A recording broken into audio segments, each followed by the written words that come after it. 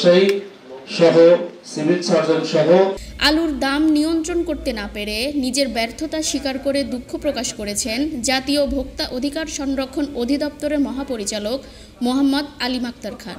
রোববার দুপুরে রাজশাহী জেলা প্রশাসনের সম্মেলন কক্ষে আয়োজিত বিভাগীয় ভোক্তা অধিকার সম্মেলনে প্রধান অতিথির বক্তব্যে তিনি দুঃখ প্রকাশ করে বলেন, এই দেশে চাহিদা কত, উৎপাদন কত হয়েছে এবং ঘাটতি আছে কি বৃদ্ধি আছে, এই বিষয়টা নিয়ে আমরা মিনিস্ট্রিতে একটা আলাপে দেখেছি যে কৃষি বিভাগ তিনটা বিভাগ তিন ধরনের আপনার রিপোর্ট দিয়েছে।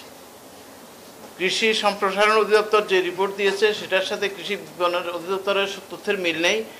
এই দুইটা অধিদপ্তরের সাথে কৃষি গবেষণা কাউন্সিলের তথ্যের মিল নেই এবং এটা দিয়েছেন ঢাকার এসবি অফিস। হ্যাঁ, তো এইটা যদি হয় আমরা বিপদে আছি। আমরা এখানে জানি না, ডিসি সাহেবকে বলবো যে আপনি কৃষি দপ্তরকে অন্তত আপনার জেলায় বলেন যে I want to have a single report on demand and supply, এবং সেটার উপরে আমরা রাজশাহী বিশ্বাস করব, বাকি কোথাও আমি জানি না। আমরা দ্রব্যমূল্য মানুষের নাগালের মধ্যে দিতে পারবো, আর আদারওয়াইজ নাহলে আমরা ব্যর্থ হয়ে পরে কান্নাকাটি করে সিচুয়েশন বা সময়কে পরিবর্তন করা যাবে না।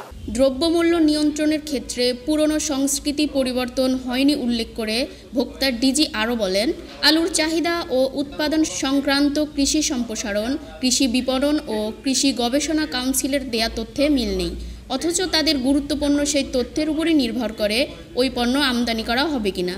সংকট দূর করতে 4 মাস আগে তথ্যের প্রয়োজন হয়। আমদানিকৃত পণ্য সঠিক সময়ে পৌঁছালে আসন্ন রমজানে নিত্য পণ্যের ঘাটতি হবে না। কনজিউমার অ্যাসোসিয়েশন অফ বাংলাদেশ ক্যাবের সভাপতি জামিল চৌধুরীর সভাপতিত্বে আয়োজিত সম্মেলনে সংগঠনটির রাজশাহী বিভাগের 8 জেলার নেতৃবৃন্দ উপস্থিত ছিলেন। রাজশাহী শহরের মাননীয় তিশাম আফরিন, পদ্মা টাইমস।